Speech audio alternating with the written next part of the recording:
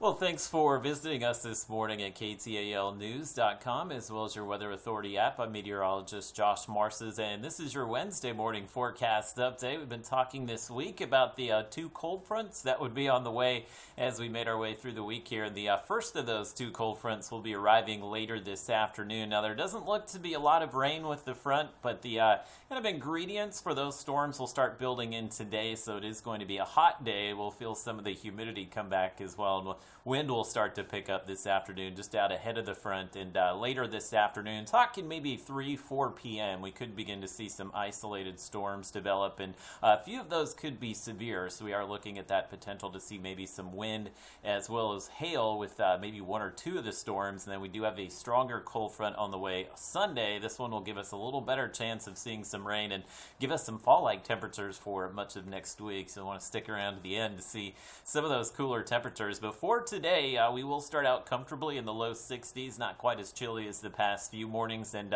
pretty nice weather, I would say, through about the noon hour today, but it will be pretty hot this afternoon. Our highs will wind up in the low 90s, just a few degrees shy of the records, and typically out ahead of these cold fronts, that's what you see. We get that warm and humid air that's drawn in, which will kind of help aid some of the development of the rain and isolated storms later today. And you can see this morning we do have a few isolated storms ongoing right over the Ouachita Mountains, and I would expect if we do see any rain this morning, it is going to stay here north of I-30. So again, most of us will probably be dry for much of the day here.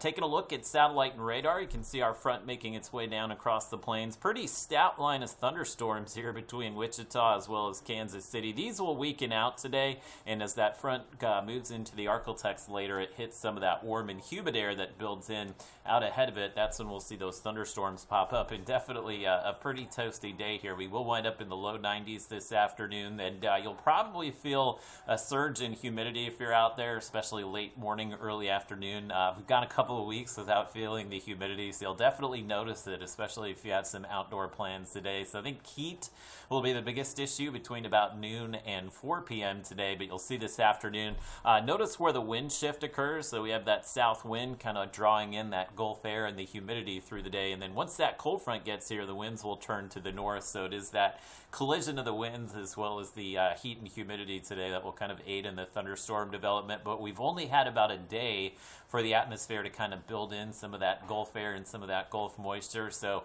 the moisture return, as we call it, out ahead of the cold front has been pretty meager with this one, and that's the reason you don't see a lot of storms popping up here. But just kind of keep an eye on the timing of the front. So the timing of the front down through Ashdown, Texarkana, and Mount Pleasant would be around between 4 and 6 p.m. today. So if you see any thunderstorms or strong storms in those areas, it would be during that time frame. And you'll notice the storms continuing to push to the south here. Again, we're in the marginal risk outlook for severe weather here today. If you look in the article, you'll see kind of where we've posted that thunderstorm outlook. It's kind of a low end potential for severe weather, but again, any one of these storms, just given the ingredients that we have today, potentially could pop up some high wind or hail. So just be mindful of that. The front will make its way down to Shreveport. Should be around sunset tonight. So Shreveport, Jefferson, Marshall, likely over to the Minden area. I'd say your best chance for storms today will be between 5 and 8 p.m. And then we're showing the tail end of the front out of Sabine and Natchitoches parishes by midnight. But it is possible. You can see the front over here. This is where the severe weather threat will be highest today, kind of northeast of the Arklatex. But again, the front could definitely fill in, and we could definitely see some of these storms in the Arklatex through about midnight tonight, but we will clear out pretty quickly tonight.